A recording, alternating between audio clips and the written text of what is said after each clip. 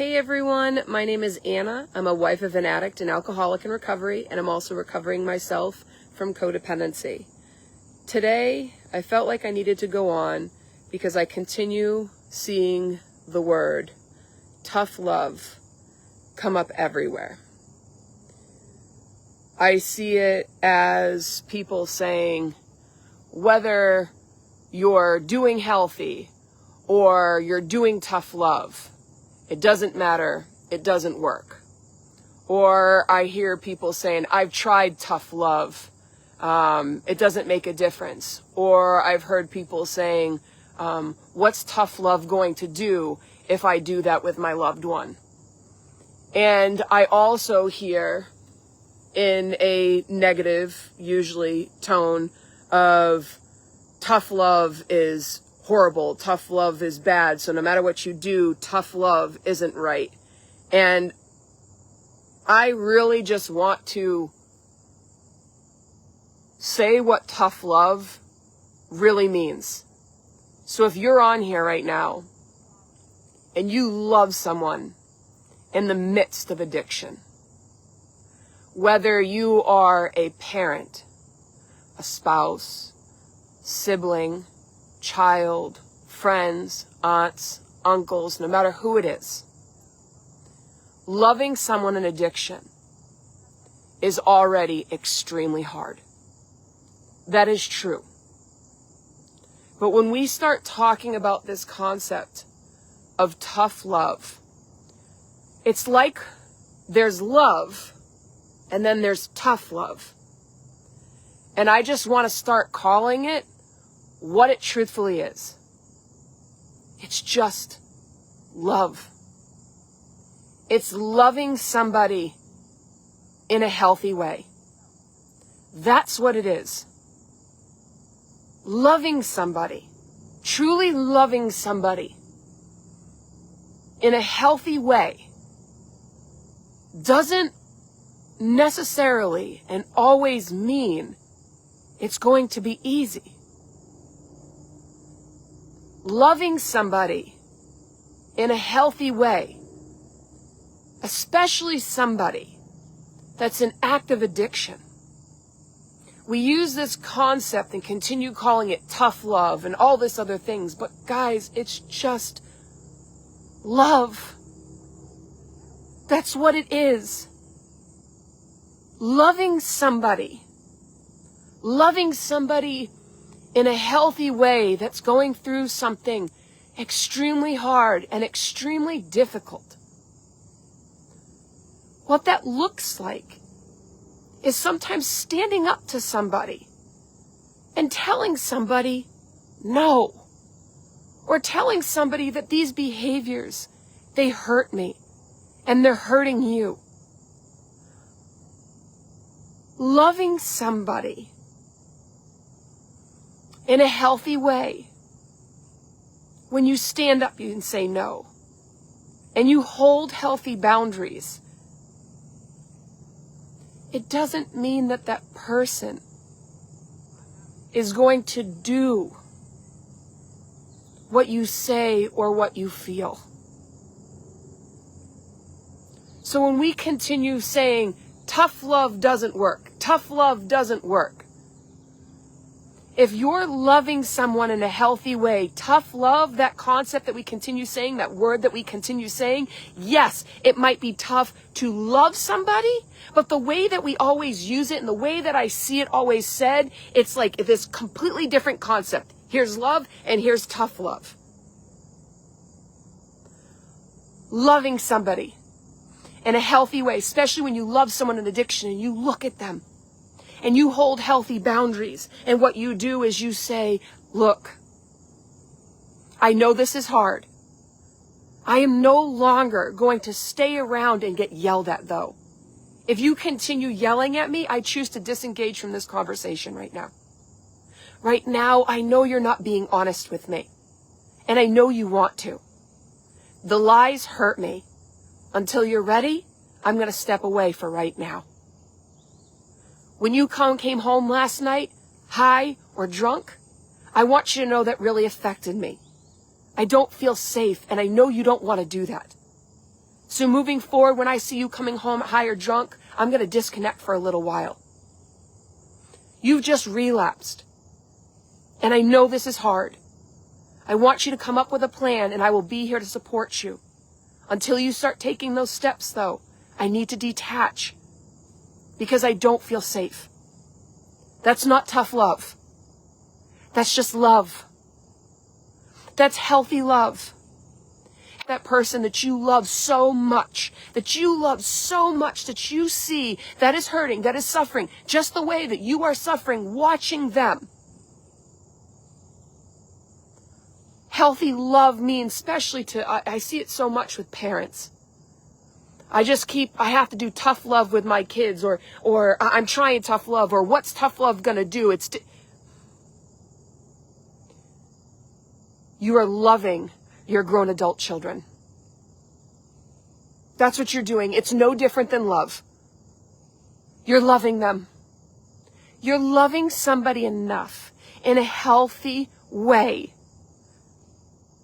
to share what your feelings are and what your needs are, and you're saying them in a way, and you're looking at them and you're telling them no to the disease of addiction. That is an amazing love. That's an amazing love. To people out there, parents, spouses, again, no matter who it is, we always say it's tough love. I'm giving them tough love. No, you're just loving them enough to tell them no. You're loving them enough because you see what the disease of addiction is causing in their lives. You see the person you love slowly die in front of you like a freaking sick joke. You watch the person that you knew slowly disappear.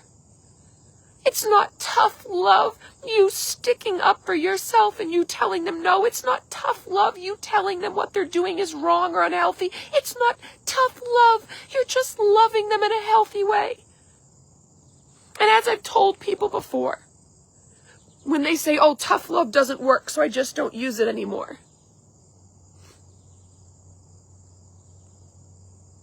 If you truly love someone,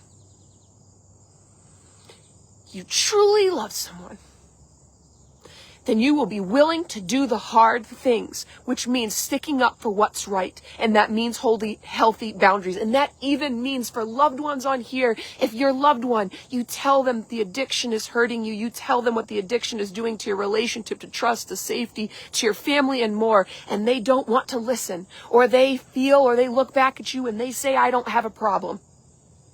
Tough love might mean detaching with love and choosing a completely different path. It's just love, though. It's just love. You love them enough, and you're also sticking up for yourself enough to do the hard. Because we need to remember loving someone in a healthy way when they are in the disease of addiction, and we love them in that healthy way, and we say no, then it does not mean that they're going to look back at you and they're going to take your words. Healthy love is hard. And I want people on here, because I know sometimes families will say, but Anna, does that mean that I continue staying? Does it mean that I continue staying in this unhealthy environment? Does it mean that I continue allowing them to do this behavior? No, because that's not healthy love. Okay? That's not healthy love. When we as families, and I know there's so many family members that hate that word enabling. Because what it does is it creates so much shame and guilt. And I know as we as families, we already have such shame and guilt. But you need to understand, when I use the word enabling, or I use the word codependency, my intention when I say that to you is not to hurt your feelings. My intention when I share that to you is not to create shame and guilt in you. My intention is to create freaking empowerment in you. That's what it is. I can't control the way that you take it. But do you know what healthy love is? Healthy love is what I'm trying to do for all of you on here that come on here. Healthy love is for me to tell you, I know that word enabling, I know that word codependency hurts you inside, but I love you enough to tell you the truth. I love you enough to tell you that if you enable your loved one in addiction, If we go into our survival responses, if we go into our codependency and we stop speaking up for ourselves, we become people pleasers, we become perfectionists, we get really scared to share our thoughts and feelings, and we don't do those things. That's not helping you, and that's not helping your loved one. You not holding boundaries, you not learning about healthy communication, you not learning about your codependency. I am not trying to shame and guilt you. That is never my intention.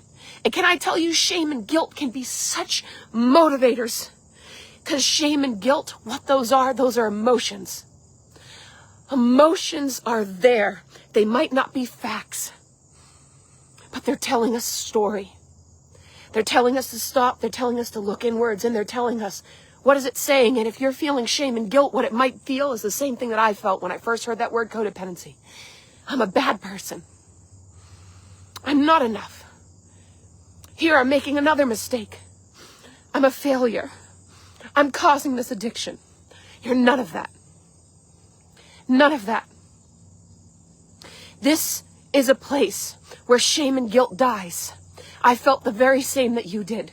And if I stay in that shame and guilt, all it feeds is more shame and guilt, and it feeds fear. But if I sit within it and I say what it's trying to tell me, and I feel these beliefs of what it's sharing, and then I go to support and I say, am I really a bad person?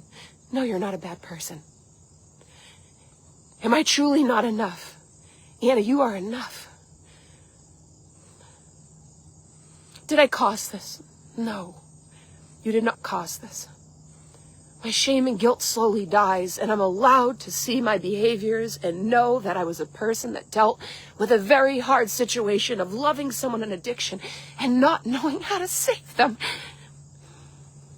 I'm shaking right now, by the way. Our codependency comes about, usually we see an addiction is because you're dealing with something so chaotic and so feelings of powerlessness and helplessness that you feel like you're drowning. And you're just trying to get above water. And a lot of us as family members, we're not taught those tools.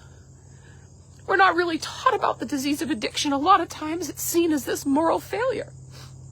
So what do we start to do? We start to try to protect our loved ones in addiction because we believe that society will not understand.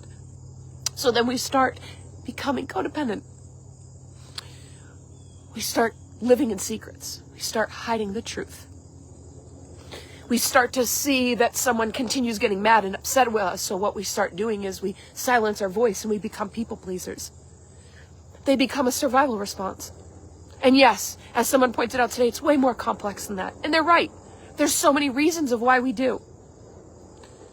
But if we're in survival response and they're in survival response, there's no way for us to heal. So when I come on and I use the word and I say enabling and I say codependency, I'm not saying you're a bad person. I am not saying you're enough. I am saying you are a good person trying to learn how to be healthy. You are always enough, just like the person you are trying to save. And what I'm also trying to change is terms. We continue using this term as tough love, as it's like this separate entity as love. It's this completely different concept. It's something we need to learn how to do and become tough with our love. No, you're learning how to love somebody in a healthy way. That's what you're doing. So every single time you hear someone say the word tough love, can you do us a favor? Can you just look at someone or comment back to someone and say, you know what? That boundary you're holding, I actually think you're just loving them. And you're loving them in a healthy way. You're loving them so much, that sticking up for what is right and healthy because you love them so much, that means that your loved one may look back at you and get so pissed off and angry at you. And you might get the reap of that disease of addiction. All that survival responsive fight. But you still love them in a healthy way. By communicating things in a healthy way. By holding boundaries. And by loving, goddamn, loving yourself enough to say no. Families out there, I'm sorry to tell you, families out there, that we don't stick up for telling our loved ones that what you're doing is wrong. I know you don't want to do this, and it's wrong. You're hurting me. And then you hold a boundary, you put an action step in plan. That's loving them enough. And do you know what that means? I'm going to tell you something right now. That means that if my husband ever in the future goes back into the disease of addiction and God never comes back out of it, it's not tough love that I'm giving, even if I choose to walk away because my loved one is not willing to no longer address the problem. And let's talk about that for 1 second. Addiction isn't the killer of relationships. It's a person unwilling to address the problem. If they address the disease of addiction and they find recovery, oh my God, relationships can blossom and grow. People that are codependent, they don't want to address the codependency. That's the problem. It's not the codependency. Because codependents that are right there and want to address the problem, we can grow in leaps and bounds and relationships can become more authentic. So I'm going to tell you something right now. If my loved one goes back into the disease of addiction, and let's say he never comes out of it, let's say he dies from the disease of addiction, I want to be able to stand there on my 2 feet with all my conviction and say, even though this love, quote unquote, didn't work, at least I loved him enough, and I loved myself enough to love him in a healthy way, even to his last breath. I will no longer enable. I will no longer keep secrets for the disease of addiction. So again, family on here, stop using that concept of tough love as if it is a separate entity, this separate, completely different thing of a love. Tough love is love. Tough love is loving them in a healthy way. That's what it is. So when you see other family members share and they say, I'm using tough love or this or that, whatever it is, you let that loved one know. It sounds like you loved them enough to love them in a healthy way. Yes, it can be tough to do, but you loved them in a healthy way. So let's change that stigma. Because parents on here, I do tend to see parents using that concept more with tough love. As again, like it's a separate entity. And parents, what a goddamn blessing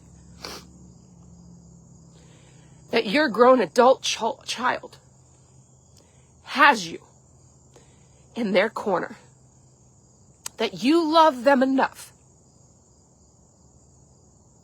to continue loving them in a healthy way.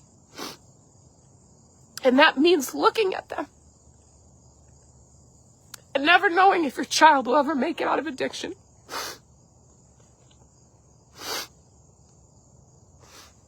Loving them enough in a healthy way.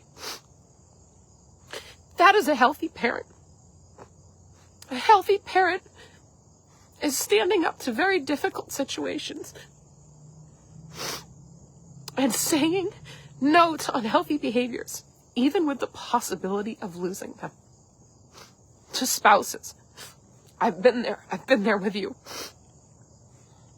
Looking at the person that you love, that you thought you would spend the rest of your freaking life with, that you thought you'd create a family with, and maybe you even have that family right now. Healthy love is loving them enough to say no, to hold those healthy boundaries, no matter what comes back. And healthy love, yes, spouses, is, especially if you have children, is if your loved one keeps looking back at you and telling you, I don't have a problem, And I don't want recovery. Healthy love is doing what is right and healthy also for you and your children. And it may be that decision, choosing to let go and walking a different path. And I will stand by that, because I do not stand by people continuously being abused by the addict, by the disease of addiction. And let me clarify, I know you're a true individual. I know if I have people that are in recovery or people in addiction right now, you are a good person. Your true self, you are amazing. You are worth it. The disease of addiction, unfortunately, creates such unhealthy behaviors like abuse. And I continue to stand in my conviction that if you do not, or if you are not ready to choose recovery, it still absolutely makes it okay for someone else to choose recovery and healing for themselves. And if that means detaching from love from you and choosing another path and leaving a relationship, I stand on that. Because I also know you do not want to really abuse them. The true individual does not want to. And your loved one does not deserve that abuse. So I stand there. So loving them enough. And I stand by that. If Mitchell goes back into the disease of addiction and he doesn't want to come back, loving him enough is actually learning to detach with love. Even with my daughter.